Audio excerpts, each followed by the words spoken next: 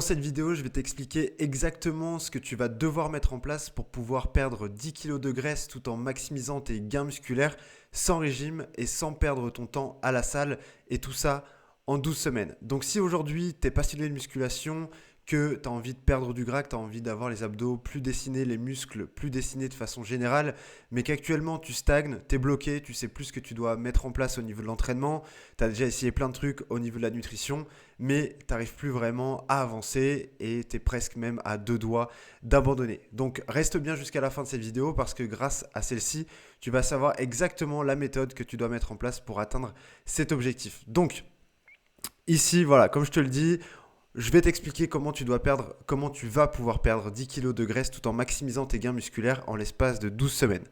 Je vais te parler de trois piliers. Donc, le premier pilier, ça va être le mindset. Le deuxième pilier, ça va être la nutrition. Et le troisième pilier, ça va être l'entraînement. Avant de continuer, si je peux te dire tout ça, c'est parce que ça fait des années que, moi, je suis dans cette quête d'un physique plus sec et plus musclé. J'ai moi-même, l'année dernière, perdu 18 kilos en l'espace de 9 mois pour préparer ma première compétition. Donc, si tu ne me connais pas, moi, je suis bodybuilder à côté de mon métier de coach sportif aujourd'hui. Et justement, j'ai créé une méthode qui m'a permis d'atteindre cet objectif-là grâce à la nutrition, grâce au mindset, grâce à un entraînement adapté. Je vais t'expliquer ça juste après. Mais je peux te dire tout ça aussi parce que j'ai accompagné plus de 250 personnes actuellement, donc ces 4 dernières années. Comme tu peux le voir, voilà, les transformations avec Jérémy ici qui a eu une transformation assez dingue en l'espace de quelques semaines. Il avait perdu 10 kilos pour obtenir ce genre de physique, donc un physique ultra athlétique par rapport à ce qu'il avait avant. On a eu Michel aussi qui a perdu 8 kilos en 12 semaines, donc il avait carrément perdu du gras au niveau du dos. Julien qui était passé de 96 à 82 kilos en l'espace de 3 mois, donc transformation incroyable. Il avait une masse grasse très importante au démarrage et puis à la fin, il était ultra sec. Et puis, on a eu Yael aussi, moins 8 kilos en 12 semaines. Donc voilà, c'est des résultats que tu pourrais atteindre si tu appliquais cette méthode à la lettre. Donc je te laisse écouter cette vidéo jusqu'à la fin. Alors du coup, première étape, premier pilier, aujourd'hui on va parler du mindset. Donc le mindset c'est l'état d'esprit, c'est justement ce qui va te permettre de pouvoir tenir sur le long terme. Et pour avoir un bon mindset, eh bien, il va falloir définir des objectifs clairs dans un premier temps. Ce que je veux dire par là et comment tu peux le mettre en place, très simple. Dans un premier temps, tu vas créer des objectifs à court, moyen et long terme. Ici, justement, tu vas créer des objectifs sur, par exemple, le premier step, le premier mois. Ensuite, des objectifs sur le deuxième mois. Et enfin, des objectifs sur le troisième mois. Peut-être, nous, pour notre processus d'accompagnement, eh bien, on va créer justement des deadlines. Mois 1, mois 2 et mois 3. Sur le premier mois, déjà, ce sera la mise en place du programme d'entraînement. Ce sera la mise en place de la nutrition. Les objectifs du premier mois, globalement, c'est la mise en place. Donc, c'est commencer l'entraînement, commencer la nutrition et maintenir ça. Obtenir les premiers résultats de la perte de poids parce que déjà sur le premier mois, tu dois avoir perdu 2 à 4 kilos de graisse. Voilà, minimum. Ensuite, eh bien sur le deuxième mois, tu vas pouvoir déjà commencer à instaurer des habitudes qui vont s'ancrer petit à petit. Donc, confirmer que tu arrives à t'entraîner régulièrement, confirmer que tu arrives à tenir ta diète au quotidien. Et surtout, eh bien, encore plus obtenir des résultats. Donc déjà à la fin du deuxième mois, tu vas avoir à peu près perdu entre du coup 4 et 8 kilos. Et ensuite, on a le troisième mois où là, eh bien, tu vas confirmer le fonctionnement du processus et globalement, là, tu vas ancrer totalement les habitudes et te dire, bah ok, maintenant, je peux vraiment tenir ça sur le long terme. Donc voilà pour ici l'objectif à court, moyen et long terme et comment les fixer. Ensuite, il va falloir avoir une vision précise du physique souhaité, donc de ton objectif précisément. Du coup, par exemple, voilà, déterminer si tu veux un physique plus harmonieux, des épaules plus larges, une taille plus fine, ressembler à telle ou telle personne. Essaye d'avoir une image précise en tête qui va te permettre eh bien, de pouvoir te visualiser plus tard avec ce résultat-là. Et ensuite, eh bien, on va voir la méthode SMART. Donc, pour te parler un petit peu de cette méthode, c'est très simple. Tu vas créer en fait un objectif autour de cette méthode-là, donc spécifique, mesurable, atteignable, réaliste, temporel. Ce que tu vas pouvoir faire, c'est voilà, écrire ton objectif en partant du coup d'un objectif spécifique, un objectif qui va être mesurable, un objectif qui va être atteignable, réaliste et temporel. Donc, écris cet objectif avec finalement toutes ces catégories dans l'objectif que tu vas écrire. Donc ça va être une phrase complète et c'est justement ce que j'enseigne au démarrage du coaching, c'est de définir précisément l'objectif à atteindre. Donc définition des objectifs clairs. Ensuite, au niveau du mindset, il va falloir apprendre à surmonter les obstacles. Donc ce qu'on va mettre en place, c'est des techniques de gestion du stress. Globalement, ici, on va pouvoir avoir par exemple les méditations, la respiration profonde qui vont te permettre de réduire le stress. Tu peux faire de la méditation en pleine conscience et enfin une visualisation positive. Comme je t'expliquais juste avant avec la définition des objectifs clairs, ici, si tu as un objectif clair en tête, eh bien, tu peux le visualiser et tu peux le positiver. Essayer d'être le plus positif possible afin justement de rester motivé. Ensuite, tu vas avoir le développement de la résilience mentale. Donc ça, finalement, ça passe par 3 choses. Donc, par exemple, pratiquer la gratitude quotidienne, développer un discours intérieur plus positif et fixer des objectifs progressifs et réalistes. Donc le dernier point, il revient clairement à ce qu'on a vu dans la première partie, qui va être lié directement à la fixation d'objectifs clairs, progressifs et réalistes avec la méthode SMART par exemple. Ensuite, pratiquer la gratitude quotidienne, globalement, c'est réaliser que hier, tu as passé une bonne journée, que hier, tu as réussi à aller t'entraîner, que hier, tu as réussi à tout simplement tenir une bonne diète et potentiellement tu t'es levé et soit ton poids s'est maintenu, soit il a un petit peu baissé. Et justement, juste exprimer de la gratitude, donc te dire ok bravo, j'ai réussi à faire ça, j'ai réussi à atteindre cet objectif hier, eh bien ça va te permettre de te rendre fier de toi-même. Et ensuite, développer un discours intérieur plus positif. Globalement, en général, on a tendance à se rabaisser un petit peu, à se voir négativement. Moi, ce que je veux à partir d'aujourd'hui, c'est que tu vois les choses beaucoup plus positivement par rapport à toi. Donc, arrêter d'être négatif dans la façon dont tu te parles et dans la façon dont tu parles aussi, et être beaucoup plus positif. Et ensuite, pour surmonter les obstacles, on va mettre en place des stratégies justement pour rester motivé. Bien évidemment, tout ce que je t'ai cité avant, c'est clairement des stratégies pour rester motivé. Et ça rentre en compte là-dedans, définir des objectifs précis et mesurables, célébrer les réussites quotidiennes, hebdomadaires, mensuelles. Donc n'hésite pas, tu vois, par exemple, nous, ce qu'on fait dans l'accompagnement, c'est que chaque semaine, les personnes que j'accompagne vont se féliciter du travail qu'elles ont fait, elles vont écrire un message à tous les membres et justement, on va célébrer ensemble de la victoire de la semaine, que ce soit avoir perdu par exemple 500 grammes, avoir perdu 1 kilo, avoir tenu, je sais pas, toutes ces séances dans la semaine, etc., etc. Et le dernier point, c'est s'entourer d'un environnement positif et un environnement qui nous soutient. C'est hyper important. Si tu as envie de changer, mais que dans ton entourage, tu n'as que des gens qui te rabaissent, essaye de limiter les rencontres avec ces personnes-là chaque semaine, parce que c'est des personnes qui te tirent vers le bas, clairement. Donc, ensuite, on arrive sur la routine et la discipline quotidienne. C'est hyper important, mais dans cette partie-là, ça rentre en compte directement dans le mindset. C'est-à-dire que si tu n'as pas une bonne routine et que tu n'as pas une bonne discipline au quotidien, ton mindset va en prendre un coup. Ton état d'esprit va pas être au top.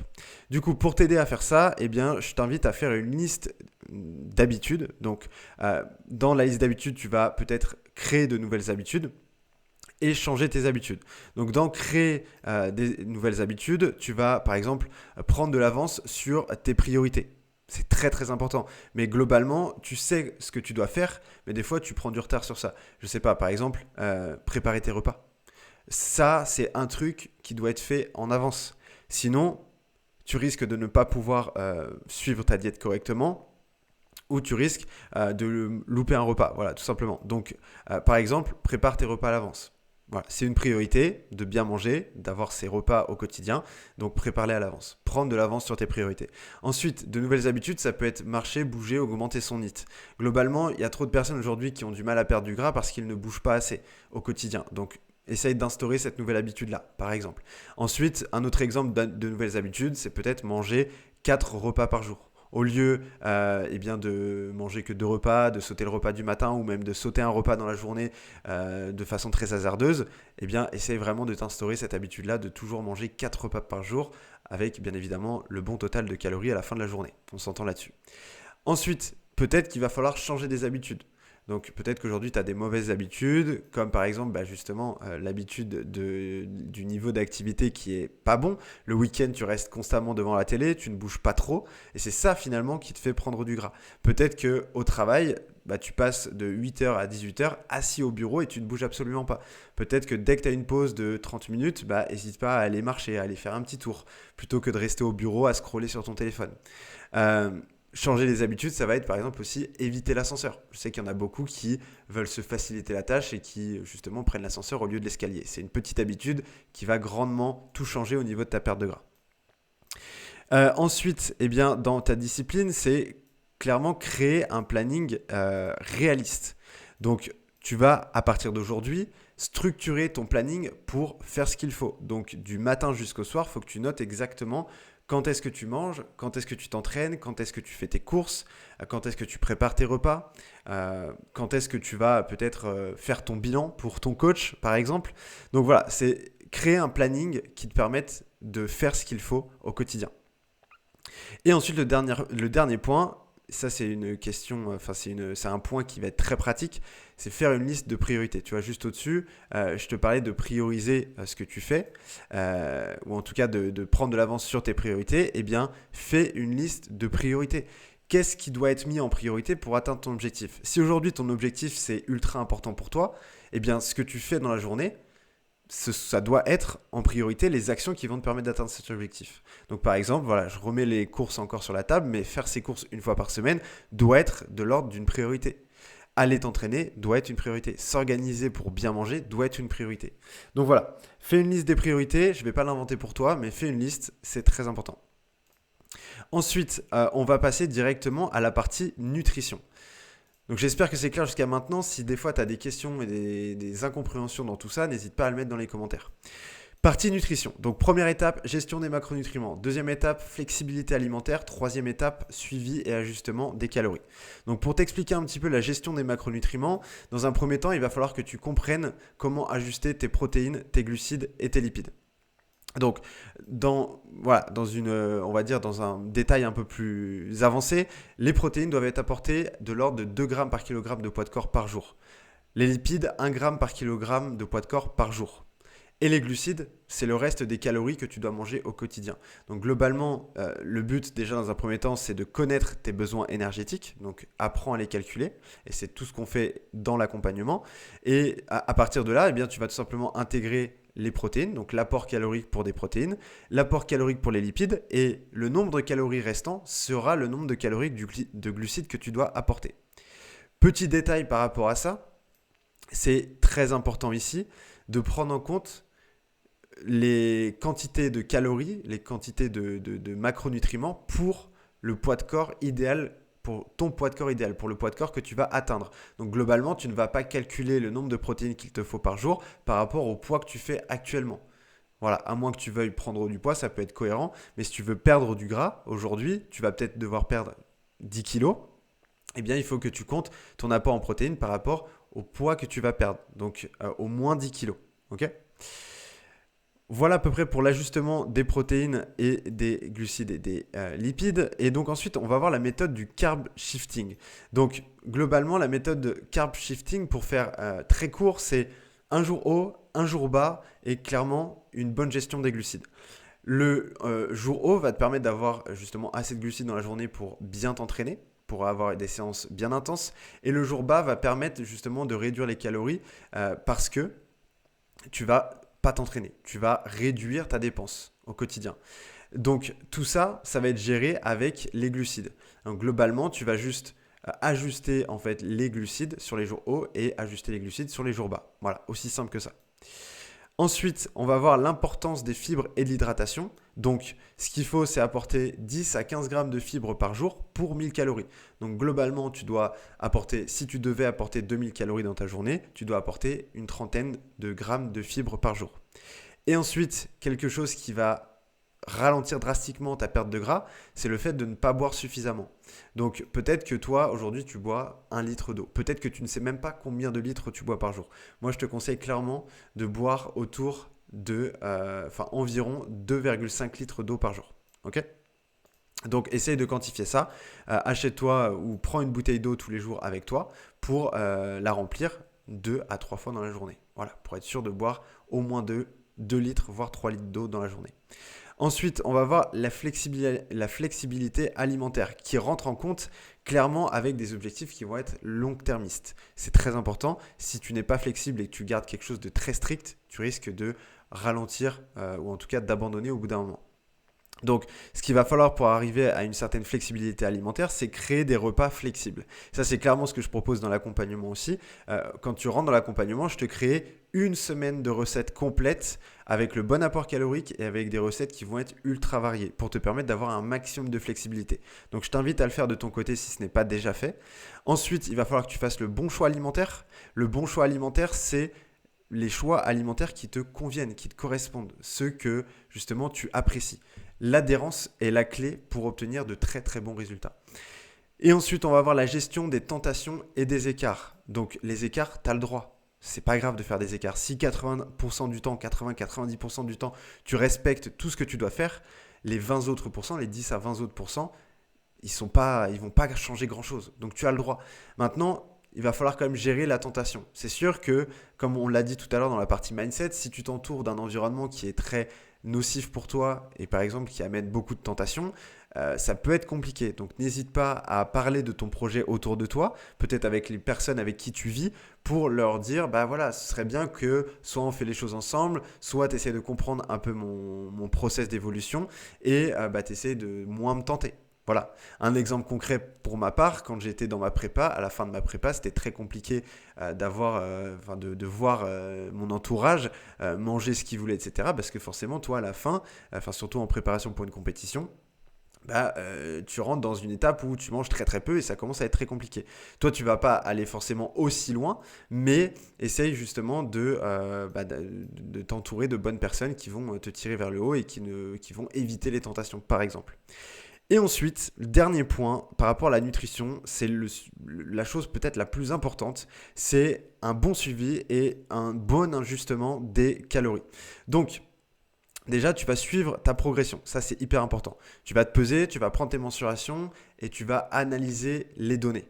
C'est très important. Si aujourd'hui tu te pèses une fois par semaine mais qu'à aucun moment tu analyses tes données, ça ne sert à rien. Prendre tes mensurations, pareil, ça peut être aussi un bon point pour voir ton évolution parce que peut-être que visuellement et même sur la balance, tu ne te vois pas trop bouger. Peut-être que tu ne perds pas trop en poids pour l'instant, peut-être que visuellement tu ne te vois pas trop changer, mais les mensurations parlent d'elles-mêmes. Tu vas voir qu'au niveau du ventre, tu auras forcément perdu si tu as mis de bons changements en place. Et donc, tu vas tout simplement analyser tes données à la fin. Donc, analyser le poids hebdomadaire, analyser les mensurations et voir s'il y a besoin de faire des changements ou non. Ajustement en fonction des résultats. Donc voilà, tu vas soit augmenter, soit maintenir, soit diminuer les calories. Globalement, si tu perds beaucoup trop de poids d'un coup, si tu as perdu 1 kg, 2 kg, 3 kg dans la semaine, il faudra peut-être ajuster les calories parce que là, tu vas crever de faim à la force. Ensuite, peut-être tu vas juste maintenir ce que tu es en train de faire. Si ça se trouve, ton poids se maintient, ou il va dans le bon sens, il descend bien, tu maintiens ce que tu es en train de faire. Les actions que tu mets en place fonctionnent, donc continue. Et ensuite, tu vas tout simplement peut-être diminuer les calories. Si tu vois que depuis quelques semaines, au final, le poids ne bouge plus, peut-être que les calories sont un chouïa trop hautes et du coup, il va falloir les diminuer. Donc voilà. Mais ça, tu peux le savoir seulement si tu as bien suivi ta progression et analysé tes données. Et on va avoir aussi le timing des repas qui va être très important et qui va rentrer en compte là-dedans avec l'ajustement des calories. Clairement, aujourd'hui, tes repas, surtout ceux qui sont fournis en glucides, il va falloir les mettre surtout autour de l'entraînement pour que tes glucides que tu ingères servent à quelque chose. Donc pareil, essaye d'ajuster le timing des repas pour que ce soit le plus facile à faire pour toi et surtout que ça te serve à quelque chose. Par rapport aux entraînements par exemple. Et ensuite, on passe au dernier pilier qui est l'entraînement. Donc ici, première étape, c'est créer un plan adapté à ta morphologie. C'est hyper important. Pour faire ça, il va falloir que tu aies un choix d'exercice adapté à toi. Donc tu vas analyser ta morphologie, savoir un petit peu comment tu es fait. Morphologiquement parlant, donc longueur des segments, longueur des muscles, etc. Et tu vas choisir les bons exercices en fonction de ça. Ensuite, tu vas ajuster la fréquence et le volume d'entraînement. En analysant ta morphologie et ton anatomie, tu vas savoir globalement quels sont tes points forts, quels sont tes points faibles. Donc tu vas pouvoir ajuster la fréquence et le volume sur chaque groupe musculaire. Ça, c'est la première étape. Il y a une deuxième étape, c'est globalement l'ajustement de la fréquence et du volume en fonction de tes capacités, de ton quotidien, de ton rythme de vie. Tu ne vas pas te dire « Ok, je m'entraîne 7 fois par semaine ». alors que tu as un travail qui te prend tout ton temps, que tu as une activité familiale qui te prend beaucoup de temps, tu ne seras certainement pas capable de tenir ce rythme-là sur le long terme et donc tu vas être découragé, démotivé et tu risquerais d'abandonner.